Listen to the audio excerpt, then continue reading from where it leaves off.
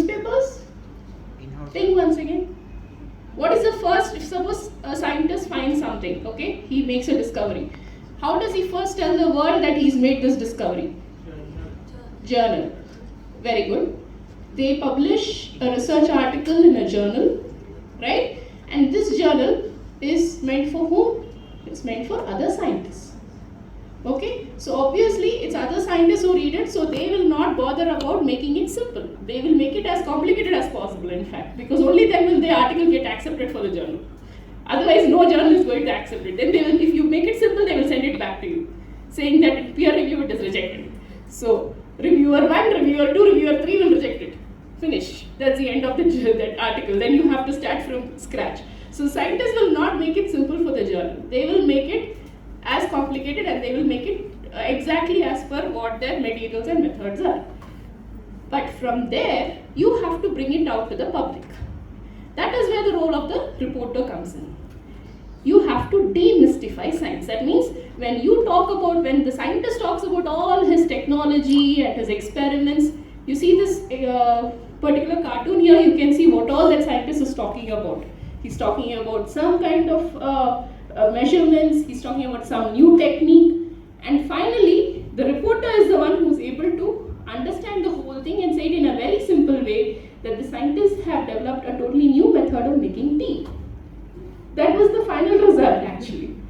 But how does the scientist talk about it? He talks at length about it. Okay, so here remember, you need to demystify science.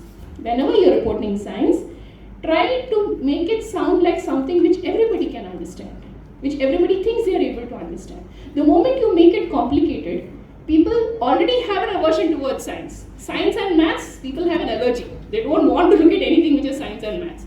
You hand somebody a newspaper, they will go to the science page, they will just turn it around. They are not even going to look at the headlines. So how do you make people look at it? That is where your power lies. You have to make it interesting in such a way that they look at it, they stop to read it, and they stop not just to read the headline, but also to read what is there under the headline, the text below the headline. That is what you have to do by demystifying science. Don't make it a mystery. Everything is not so complicated. If anything complicated can be simplified. That is what you have to do. The second point is know your audience. This is what I already told you. Know what is important for your audience, what matters to them. So if you're going to talk about cancer research in your newspaper or in a magazine, talk about what matters to people. How is the drug going to help those who are ridden by cancer, those who are terminally ill? How is it going to cure them? How long is it going to take? How is it going to be better than the other medicines which have so far come in the market? Don't talk about its molecular structure.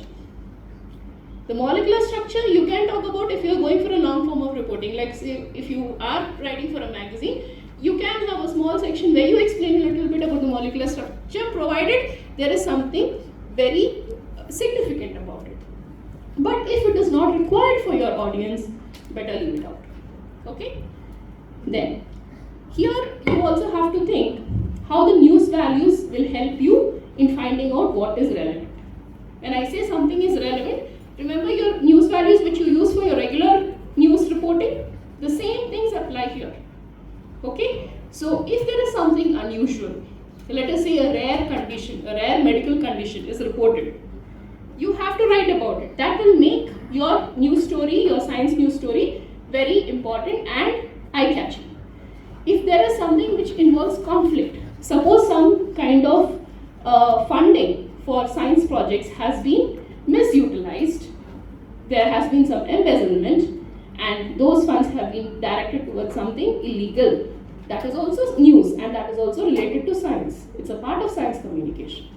Okay? If it is something which, with reference to magnitude, okay? If the news or the the story related science is something which is going to affect a lot of people, like COVID.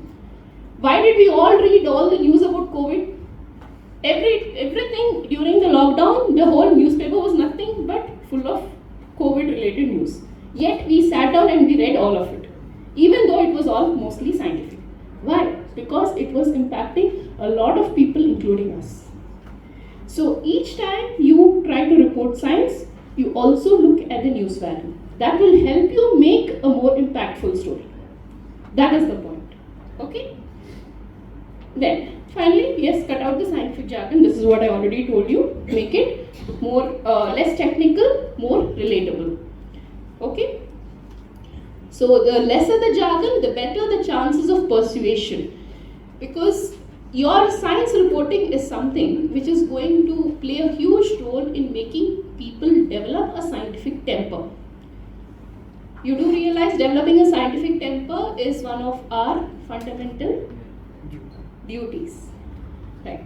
So, as journalists, you also have a role in helping people develop this scientific temper, and that will happen if you are able to communicate science effectively with them.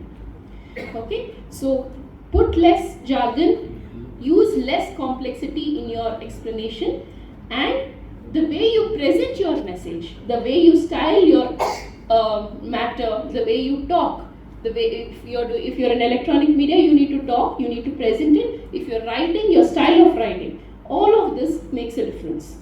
Okay.